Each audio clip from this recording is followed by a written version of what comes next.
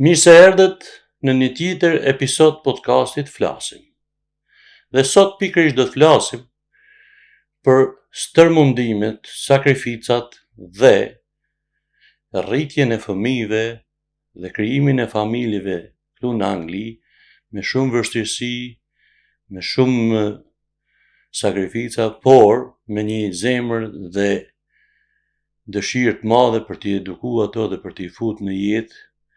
Po, sot përballë meje ndodhet një person i cili përveç të tjerave ka rritjes së 4 fëmijëve dhe mbajtjes së familjeve, një person i futur në media, po që në fillimet e veta është marrë po me problemet e mediave, duke u dhënë shqiptarëve, duke u hapur televizionin shqiptar në përshpia, dhe sot pranë meje ndodhet Fatos Bala, një person përveç të tjerave ka dhe një humanizëm të theksuar. Duke pas edhe fëmijët, është një njeri që po i re në dorë ose në qafë, ai shkrihet, bëhet gjithçka, po edhe një njeri që i tregon vlerat e shqiptarisë në të gjitha mënyrat dhe sidomos të trevës së tij, nga një trevë shumë e mrekullueshme si është zona e Gorës ose exactly Shishtaveci. Pra sot këtu me mund ndodhet Fatos Bala. Mirë se erdhe Fatos dhe faleminderit që pranove ftesën të jesh pjesë e podcastit Flasim.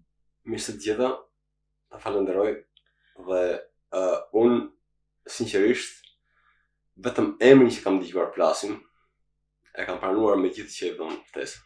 Arsyeja është nga vetë emri. Flasim,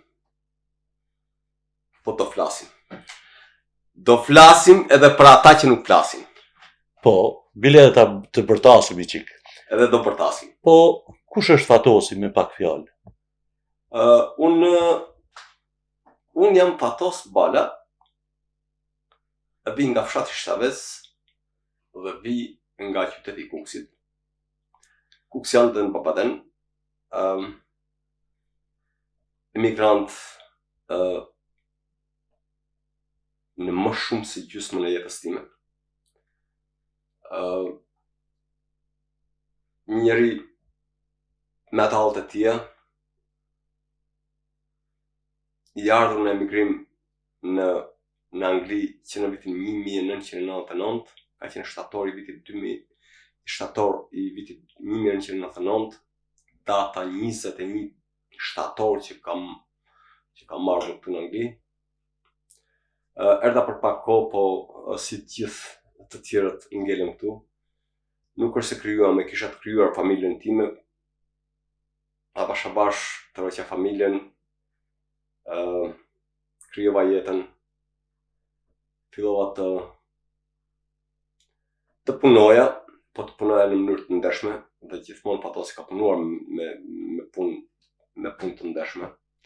Kushdo që të thot, apo do të mendoje, të paramendoje, edhe pse i kam pas do të tjera mundësi e tjera punëve për do në Angli, po gjithmonë kam punuar do me Djersën, me gjakun. Nuk kam punuar me Djersën, unë kam punuar me gjak, sepse të rindërtosh një jetë në një vend huaj, pa ditë gjuhë dhe pa ditë se ku je, është shumë e vështirë. Po, nalemi që këtu. Sa e vështirë ishte të merresh një vendim për me ardhur këtu, duke i ditë këto që sapo i theti, jo pa gjuhë, pa një zanat mirëfillt.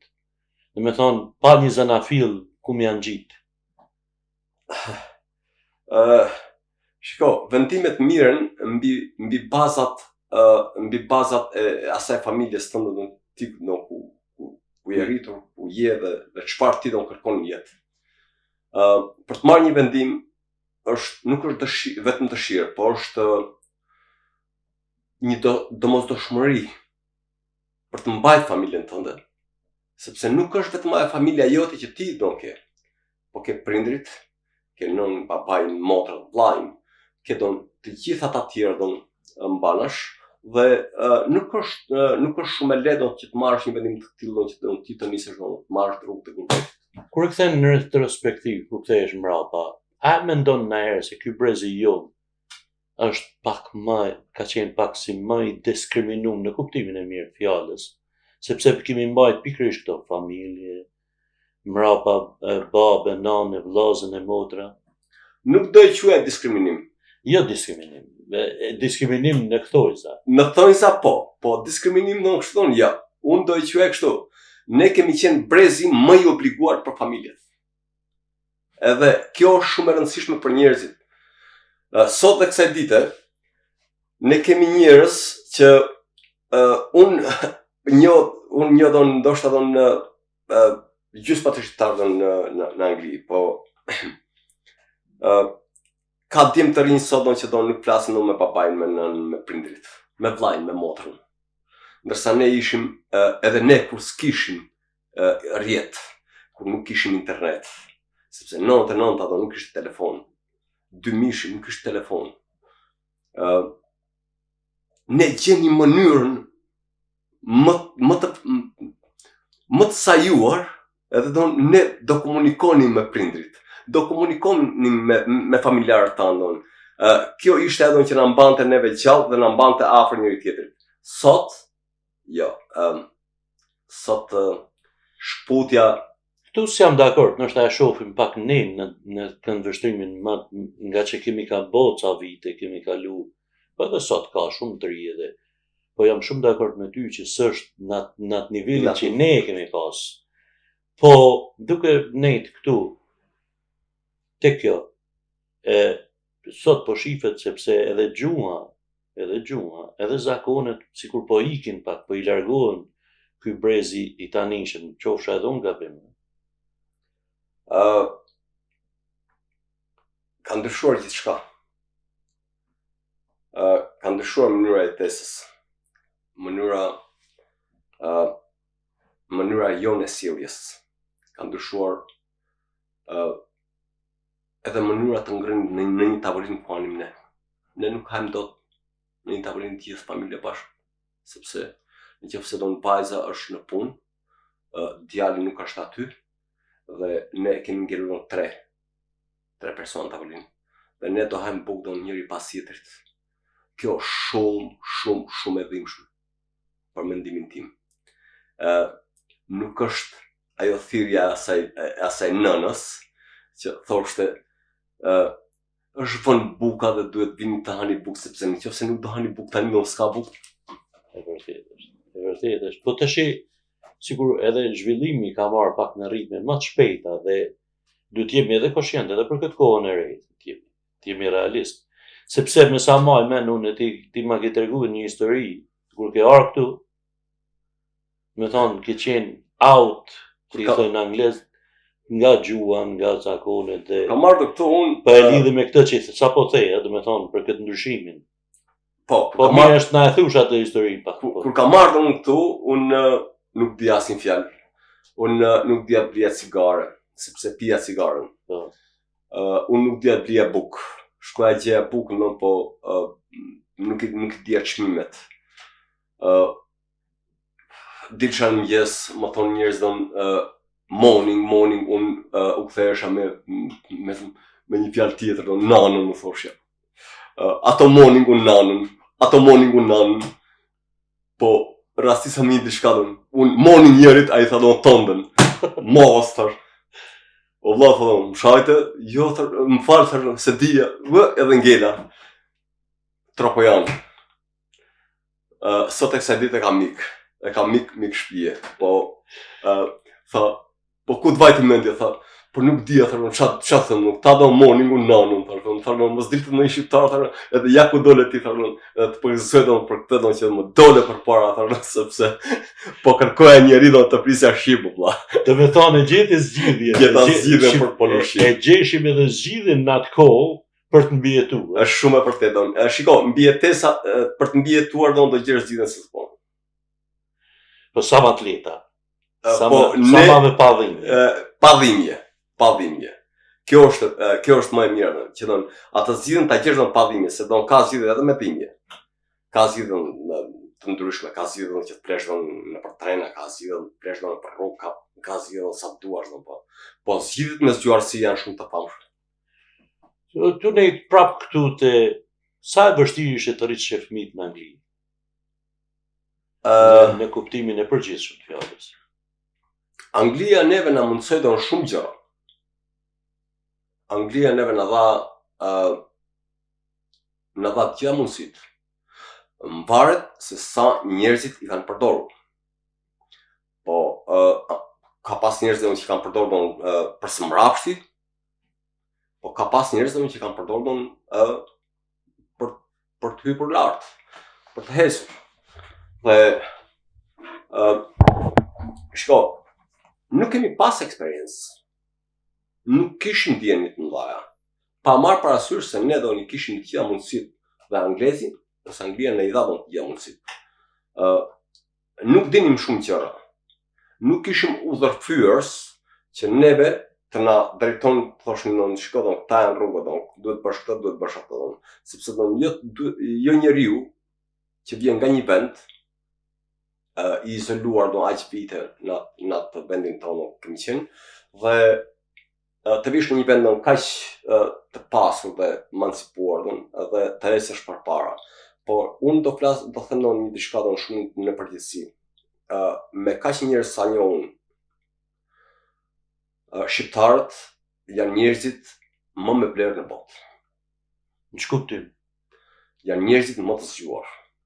Janë njerëzit, për mua, janë njerëzit më të vlerësuar që mund të kemë ndonjë vlerësim për njerëz në gjithë botën. Kam dëgjuar për izraelit, kam dëgjuar për lloj nacionalitetesh, po me ne shqiptarët nuk ka. Sikur është pak si shumë e vlerësuar. Nuk është as pak. Kushdo me mua. Unë kam dhënë një shprehje dhe e kam bërë një shprehje në shumë publike dhe kam thënë, me kaq njerëz të shqiptarët që njoh unë, biznes të shqiptarë që janë në Angli, me ato që njoh unë, sepse janë shumë të panjohur, ka shumë biznes që nuk njoh unë, por me këto që njoh unë mund të mbush mendjen ty për shumë pak kohë. Me adresa sakta, me gjëra dhe me flasim për biznese reale, nuk flasim për biznese fake, si shpën në Shqipëri, nuk flasim për gjëra reale këtu, si shpën këtu në Angli. Dakord. Jam shumë dakord me ty, po ndalemi që këtu. Po, duke i qëndruar kësaj që thotë janë shqiptarët janë punëtorë dhe shumë të zgjuar. Pse këto vitet e fundit, sidomos këto 2-3 vitet e fundit, media dhe politika angleze merren pikërisht me shqiptarët? Sipas mendimit tënd, cila është arsyeja? Unë nuk dua të flas fare për politikë. Jo, s'është politika, po merren, realisht merren. Unë e urrej politikën. 1% e shqiptarëve nuk përfaqëson 99%. Dhe këtu kemi të bëjmë vetëm me 1% shqiptarë. Mund të tregoj diçka shumë të saktë, e kam me statistika. Mafiozët më të mëdhenj, ose këta që mirën me punë të pista në Angli dhe në Londër, janë rusët. Përse anglezët nuk flet për rusët? Prap mundohemi me kap me bodi kënd fajtor. Po ne s'kemi faj? As pak. Unë nuk mund të përfaqësoj 1% e shqiptarëve. Unë përfaqësoj 99% e shqiptarëve. Unë njoh njerëz punëtor që shkojnë gjithë ditën, thyen hekurin, bëjnë me hekur thyes, punojnë ndërtim dhe kur vinë me atë çantën në krah, e hajnë atë tasjebapin ose fasullet në aty ndarke, mua më duket vetë sikur unë po ha me ato. Kaq ëmbël më duket ai punëtori që me të vërtet ka djers, ka derdh gjak dhe po e ha atë bukën pa e thyer kokën fare mrapa. Pa parë se ka apo s'ka, vje apo s'vje policia mrapa. Sepse ai e ka fituar atë bukën me gjak. Po mirë, ky fenomeni ati 1%-shit. S'është se po merren shumë, po merren shumë këto me atë 1%-shin. Dhe kjo dikun lidhet, ka një lidhje ose kanë një farë të drejtë. Unë i rri kësaj, domethënë unë duhet të jem gabim, edhe shpresoj të jem gabim, por realiteti flet ndryshe.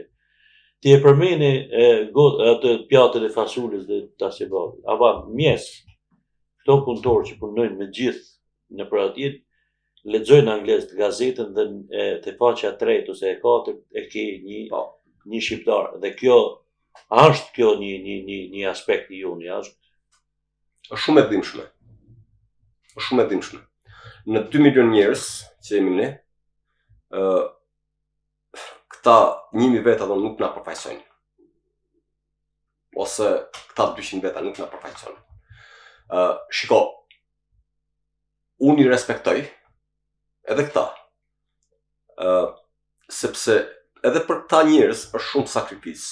Vendimi është i këtyre. Vendimin që kanë marrë është i këtyre personave. Është personal. Nuk është donë sepse donë këta në gjithë bashkë. Çdo njeri merr vendimet mbi supet e tij. Këtu ka të bëjë donë politika shumë. Kërkesë llogaria e qeverisë shqiptare ndaj shtetit anglez për shumë gjëra, sidomos për dokumentacionin, sidomos për kthimin e këtyre do njerëzve që janë më shumë në kërkim ose në kërkim ndërkombëtar. Njerëz që kanë bërë edhe krime, ka, jo se nuk ka. Nuk mund të na përfaqësojnë të gjithëve, kupton? Është shumë pakicë e vogël edhe në fund të fundit zgjedhja është këtyre. Po shumë pakicë e vogël që nalemi pak te komuniteti shqiptar. Si mas mendimin tënd, si është komuniteti shqiptar? A është më i bashkuar se çka qenë apo si është sot? Në dy këndvështrime, se duke nejt rreth 25 vjet në Angli, atë thëjt e gjysa e jetës tu, si e mendon ti komuniteti shqiptar? Më ke tash në një pyetje ku unë nuk kam dashur të flas fare. Po është një gjë, për këtë jemi këtu, të flasim. Nuk do flasim. Do flasim edhe për ata që s'flasin. Po pra. Do të bëj një kundër pyetje unë. Edhe dua një përgjigje me anë të logjikës tënde. Shqiptarët janë komunitet në Angli? Janë komunitet, po jo të përfaqësuar. Bravo. Ka edhe përfaqësia, të jemi realist tash. Ka shumë shoqata. Jo. Ka shumë shoqata. Jo. Jo është përgjigje e shkurt. Jo. Më ke dalë donë diku donë që mua më dhem. Edhe unë, nga që më dhem, edhe unë flas donë drejt për drejt. Aty ku më dhem mua, ose më djeg donë për gjithë, jo vetëm për një person ose puna ime, po unë kam kohë që po e kërkoj këtë. Atë po të mund, cila është ajo arsyeja e kësaj? Për ne ishte pyetje. Unë jam shumë njeri drejt për drejt, edhe unë kam frikë se ndoshta, nga ky podcast unë do jap një mesazh shumë të vyer. Jo vetëm për ne, jo vetëm për ata që do na dëgjojnë, po do bëj edhe pak viral. Do bëj viral për arsye sepse hajdutria që na ka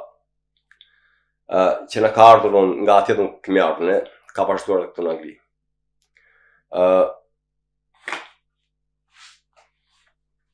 Unë kam këtë kartolinën tënde këtu që do thotë të flasim.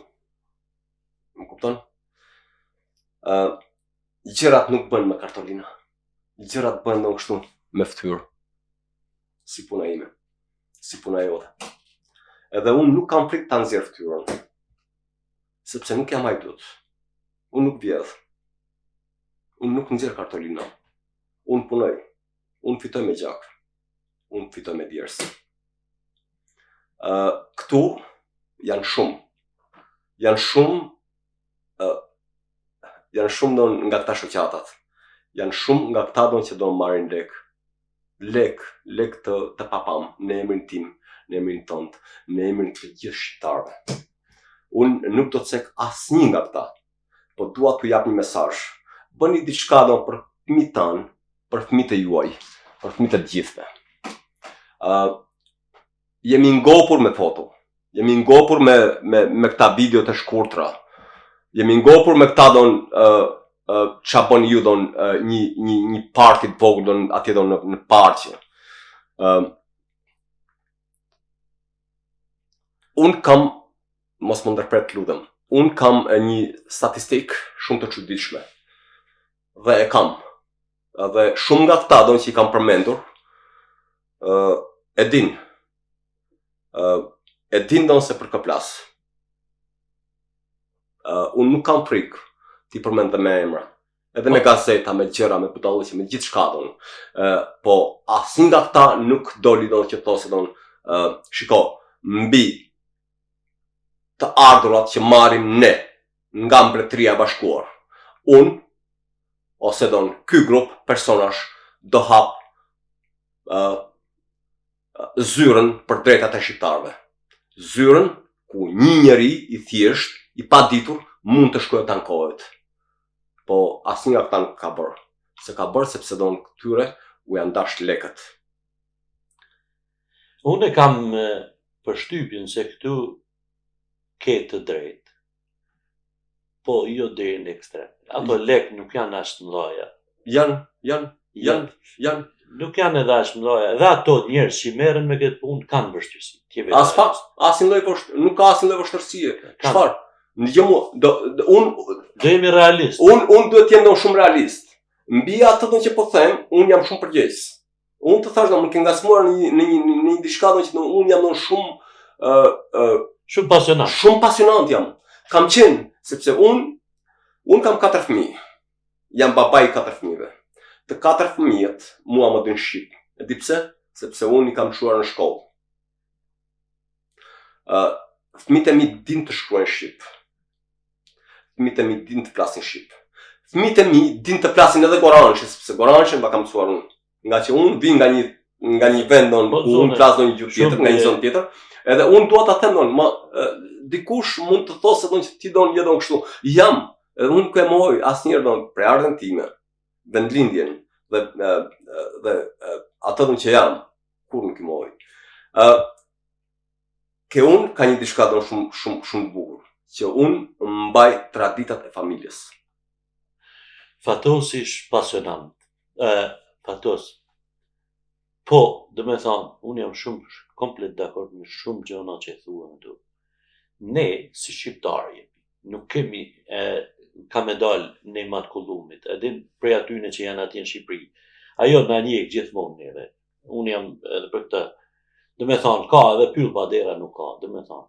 Po, që bëhet diçka, po problemi është mungesa e një institucioni, asaj zyrës qytetit. Dhe thamune, ky është një institucion i përbashkët i gjithë shqiptarëve, sikur e kanë polak, sikur e kanë rumun, sikur e kanë pakistanes, s'po i përmenim gjithë.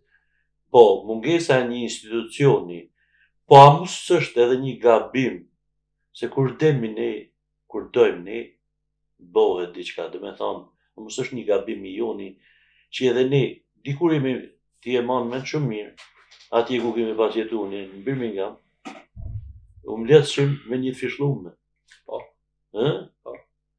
Ndoshta ishim edhe jo shumë, po ishim shumë solid. Edhe fëmijët, edhe se, po sot a mos ka ardhur koha që fëmijët tonë na marrin këtë stafetën, sepse janë rrit me një vend ku s'është korrupsioni, ku nuk i kanë mësuar me këto hilet e jetës, janë mësuar me drejtsinë, me atë. Si e mendon ti, a duhet kemi një institucion të mirëfill shqiptar, një institucion në Wood Green, në Wimbledon, në Leyton, ose kudo që tjetë vetëm tjetë? Nuk mund të jetë vetëm një. Duhet të jenë disa zyra në Londër. Po duhet të ketë edhe në Birmingham dhe Manchesteri. Sipas funksionimit tim, sipas asaj që do di unë, sipas atyre qyteteve që shkel unë, di se si mund të funksionojë. Në Londër, të paktën 3 zyra aty. 3 zyra të mirëfillta për komunitetin shqiptar. Këtu do dhe një ndihmë të vogël edhe nga qeveria shqiptare. me njerëz të përzgjedhur, me njerëz që janë saksisht për këtë punë. Njerëzit nuk mungojnë. Këtu jo, nuk mungojnë. Po problemi i Anglisë është që ne gjithkush e dimë që kohën e kemi shumë të rezervuar këtu. Koha nuk na mjafton.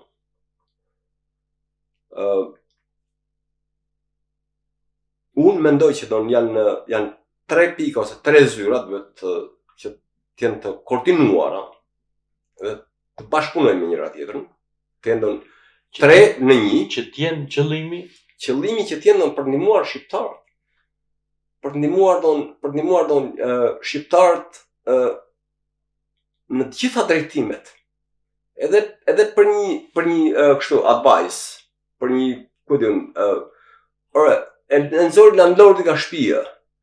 Zyra është ajo zyra ankesave ku shkon ti dhe këta të jap një drejtim. Thot, urdhëron një numër telefoni, fol me zotrin, zonjën, me avokatin, me këta, dhe këta të rregullojnë. Po kjo nuk bëhet pa lek, duhet kriju një fond. Atëherë, prandaj duhet kemi ndihmë nga qeveria shqiptare. Mbi fondet e pagesave do këtyre njerëzve që mund të punojnë në këtë zyra. Okej. Këtë theksova. Por fondet në Angli, me që dolën prapë ke fondet, sepse unë nuk desha të cekit dhe nuk desha të flasdon me shifra, po unë do të flasdon edhe me shifra.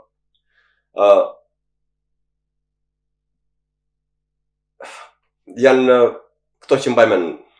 53.000 pound në vit merr një shoqat këtu në Londër. Shoqata X. Një shoqat tjetër që ka pas një shkollë dhe e ka mbyll, merr 127.000 pound në vit. I merr nga shteti? Nga shteti, po. Dhe janë dy kanale dy kanale burrimeve që këta lekët do mbinë. Dhe çfarë ndodh, me ato foto që përmenda unë, kur japin foto, bëjnë diçka nëpërmjet Facebook, nëpërmjet këtyre social media, edhe këta afrojnë fonde. Nga që janë si tip kompanish, janë po kompani në emrin e gjithë shqiptarëve. Nuk janë në emrin e këtyre personale. Ka është edhe një kompani, është edhe një tjetër shoqat. Në Londër.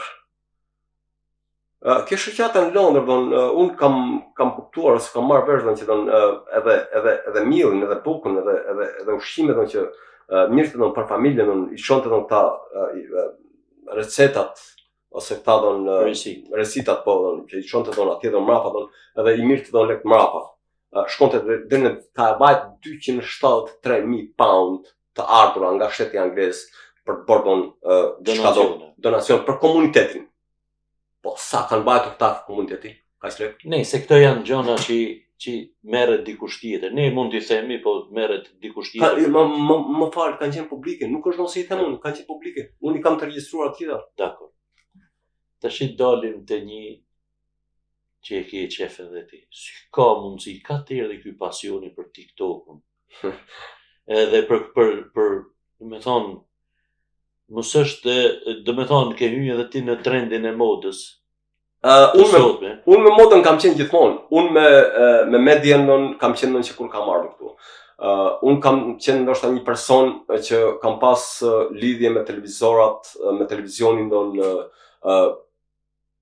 me njërë pas një viti që erdha në Angli.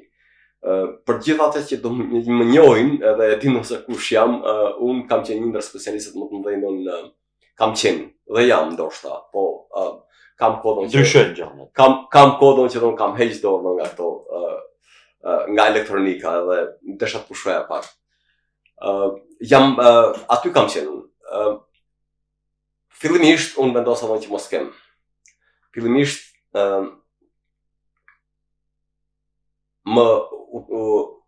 u gjeta në një video shumë bullizues. Dhe çfarë video bullizues? Në qoftë se unë e nxjerr atë video sot, unë mund të bëhem me 5 milion klikime. Sot, siç e di unë në TikTokun. Unë kam rifilluar vjet dhe e mendova që ishte e arsyeshme pasi kam qenë gjithmonë i afruar me median dhe thash po do e kem. Mirë po, gjërat ndryshojnë.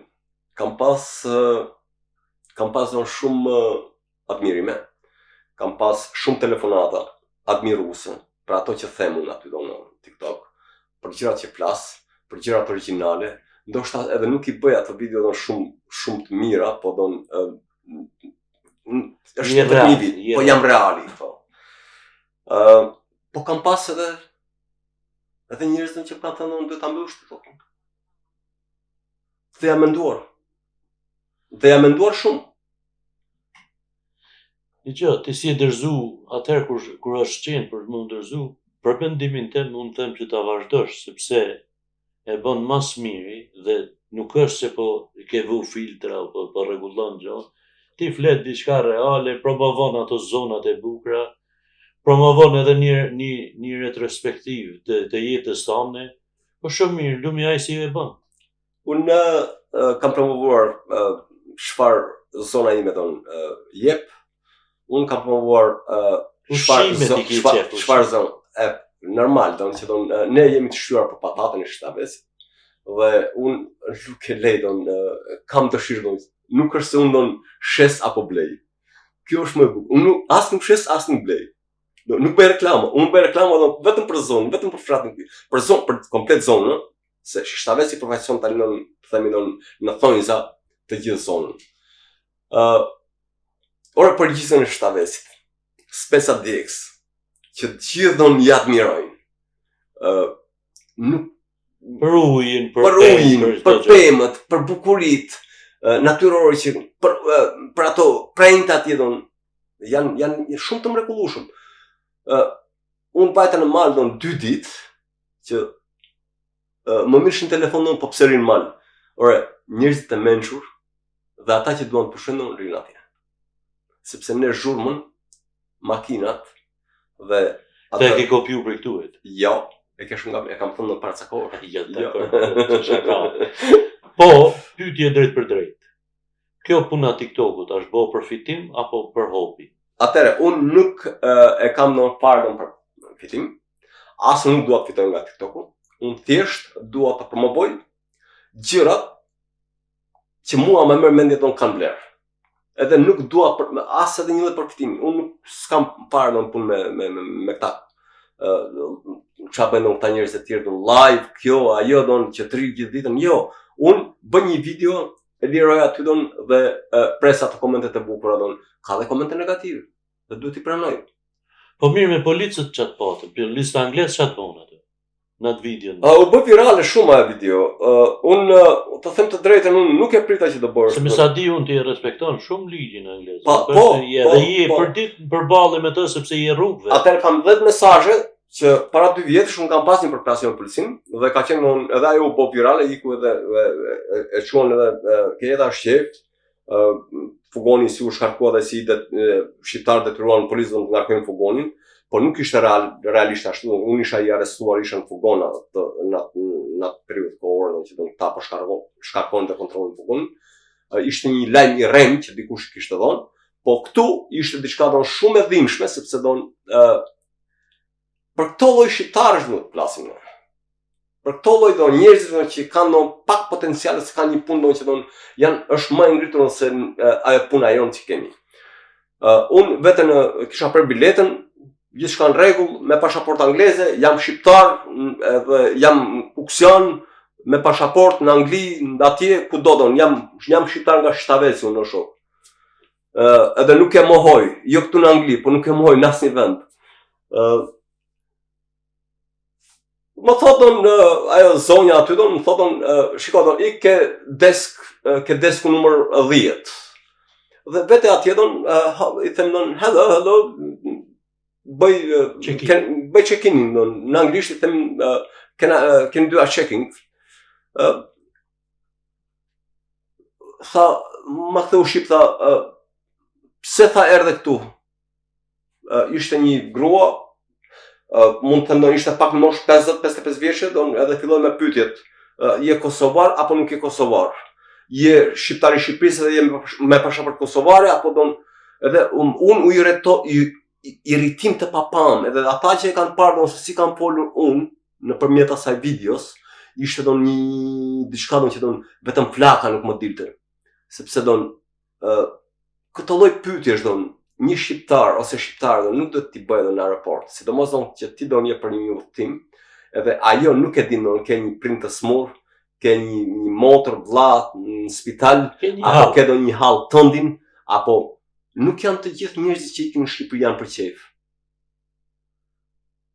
Respekti ndaj njeriu është diçka shumë domethënëse. Ajo zonja aty që punonte në aeroport nuk më respektoi jo si shqiptar, por nuk më respektoi si njeri.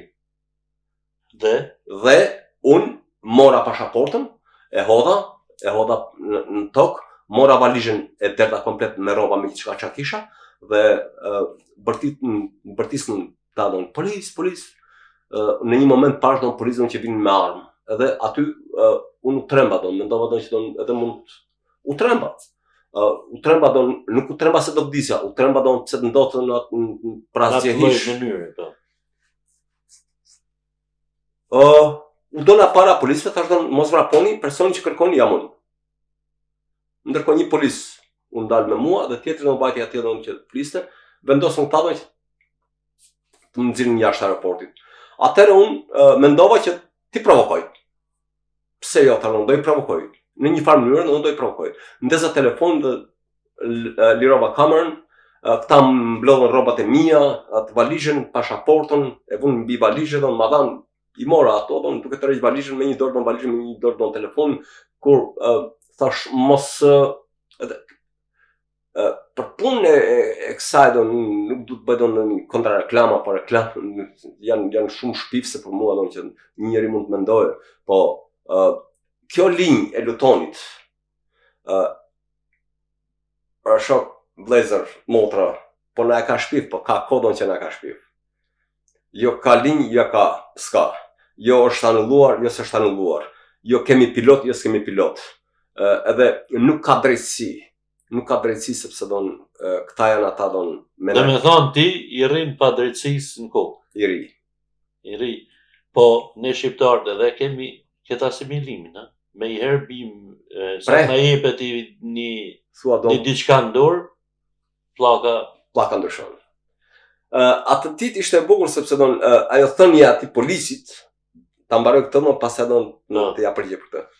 Ishte që unë i thash që nuk bën ky, thash edhe një fjalë të keqe që ndoshta nuk më lejo ta them, po i thash që nuk bën kjo linjë nuk duhet ta përdorin njerëzit. Me mlef, e thash në mënyrë irrituese, siç isha unë. Dhe ky më kthehet thotë dil nga aeroporti im. Në anglisht dil nga aeroporti im. Aeroporti nuk është i atij. Aeroporti është edhe imi. Aeroporti është edhe joti. Aeroporti është edhe për këta që flasin, po edhe për ata që s'flasin. Aeroporti është i gjithëve. Aeroporti është i atyre që paguajnë taksa. Dhe unë besoj kam paguar më shumë taksa nga mosha e atij polisit në këtë vend. Nëse këto janë gjëra të përditshme, ndodhin këto gjëra, edhe duhet jemi edhe pak realist. Unë jam pak më tolerant, ti je më i drejtë për drejtë. Kjo më vjen mirë dhe për këtë je këtu. Fatos dësha bëj një pyetje. Ku e shef Fatosi veten sot ose mbas 5 deri në 10 vjet? Atëra pyetje shumë bukur. Unë kam kohë që si kam dhënë përgjigje. Dhe si kam dhënë përgjigje kësaj pyetjes, ndoshta mendoj unë që kam qenë shumë dilemë me vetveten. Në dilemë për arsye sepse unë dua të jetoj në fshat. Po vendimi s'është marrë. Vendimi nuk është marrë. Dhe është? Asnjës. As ande as tek. Do me thonë, jemi në telin e akrobatit. Nuk jemi këtë teli e akrobatit. Jemi me 2 këmbë, jemi në 2 tela. Është e bukur. Është e bukur sepse nëse ti je këtej edhe andej, dhe i bashkon këmbët bjen mes, bjen grop. Po, në fundit, ne i kryjmë ca obligime, i rritëm fëmijët, Tash po I martojmë, po I shkollumë, I martumë. Një pjesë, jo po një pjesë edhe I martumë. Fatosja ka jetë personale. Personale si individ, pra si Fatos. A ka jetë, sepse obligime gjithë jetës. Po Fatosi vetë, ose ylli vetë. Po këtë pyetje dashur prej ti, a ke jetë? Me thonë, në fundit edhe ti merr frymë. Po, jetën kam.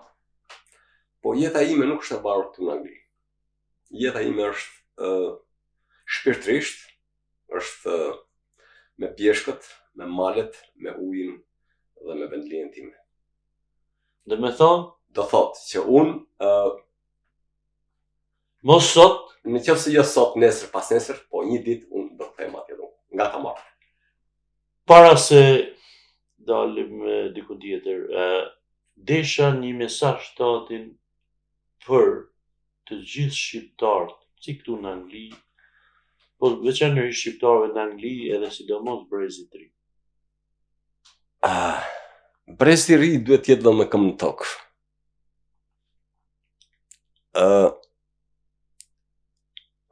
Shiko, ta them në kështu, ta them në pak si fshatarshun. Po thuaj si dush ti. Aprish njerëzimi. Në këto ditë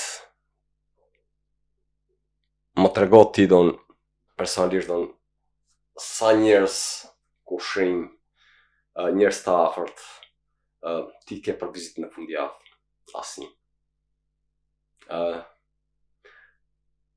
Do bëjmë për në muaj, mund të pije 1. Do bëjmë në vit, mund të pije 10 vetë, ose mund të shkosh ke 10 vetë. Dhe kjo është në një vit. Në dasma, ku grumbullohemi, unë nuk kam dëshirë as të ha, as të pi, po vetëm të flas me njerëz, të shikoj, të takoj dhe të shpenzoj atë kohën me njerëzit që I njeh. 2 pyetje të shkurtra. Anglia apo Shqipëria? Në shkuptim. Kuptimin gje e vetë.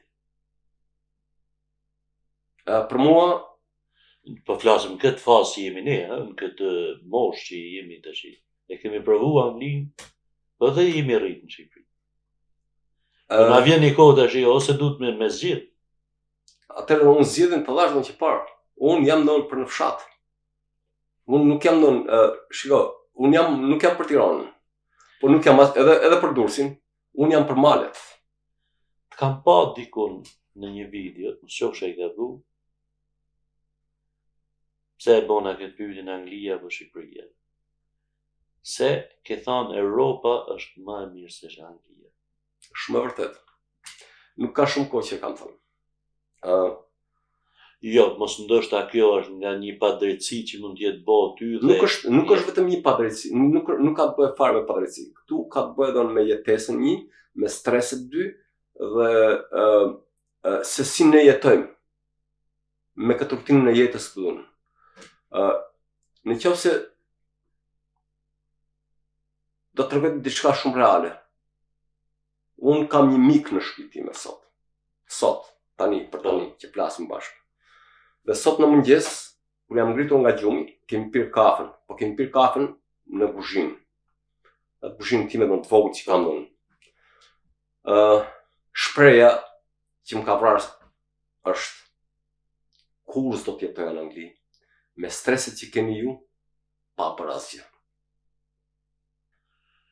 Kjo ishte zgjedhje, nuk ishte zgjedhje, kjo ishte... Stresi në Angli është shumë I papardhën, pa bërë asgjë, pa bërë gabime, pa pas asgjë, nuk ka vetë ju, këtu është në vendi I stresit.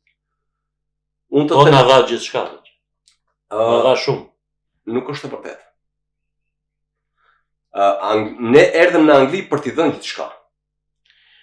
Në dha. Ja, e ke shumë gabim. Unë jam në kontra te këtu. Do ta mbushim mendjen nëse çka ka bërë. Për të bërë këto muhabete duhen ditë e ditë. Jo, do ta mbushim mendjen unë. Kjo është shumë domethënë se për çdo familjar, për çdo shqiptar. Shiko, anglis i kam dhënë familjen. Anglis i kam dhënë fëmijët. Anglis i kam dhënë veten time. Jetën më të madhe e shpenzova në Angli. Pyetja e thjeshtë, që ta bën gjithkush. Aty e ke, ktheu. Po them, atë po bëj. Unë jam kthyer. Ndoshta se kam kuptuar njerëzit, po unë jam kthyer. Jam kthyer. Unë rri më shumë në Shqipëri se ato këtu në Angli. Fatos. Jam shumë falënderues, sinqerisht. Me gjithë zemrën ta them, po ti e din se për shkak kohës ne duhet ta ndërpresim. Për arsye vetëm të kohës, se ka një limit, po ne nuk do ta lëmë kaq. Ne kemi prapë për të hapë, për të bërë muhabete, që na takojnë dhe besoj që na takojnë dhe na ashtu.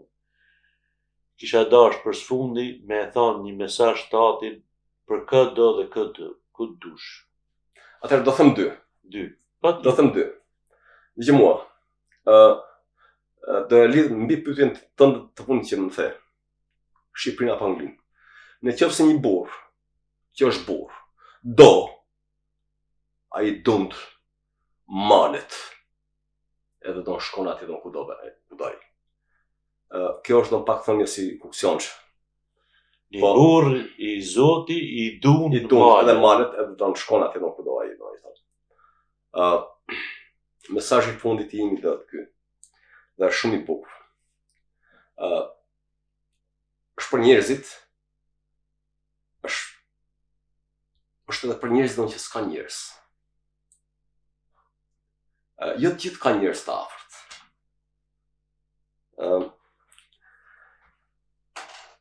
Nëse dikujt i mungon diçka në jetë, është buzëqeshje. Dhuro buzëqeshje ndaj çdo njeriu, sepse është pa lek. E bukur, bravo. Unë të falenderoj për ftesën që më bërë dhe të jam mirënjohës për gjithçka që folëm. Dhe do jemi shpresoj do të. Edhe unë të falenderoj pa mas dhe mirash në episodin tjetër, po mos me mbardh. Unë e di që i garkuar. Unë jam shumë i respektoj këta gjëra. Shumë faleminderit. Faleminderit jashtë të tim. Faleminderit. Për sot me kaq e mbyllim dhe faleminderit edhe për ju që na shikoni dhe na dëgjoni. Mirupafshim.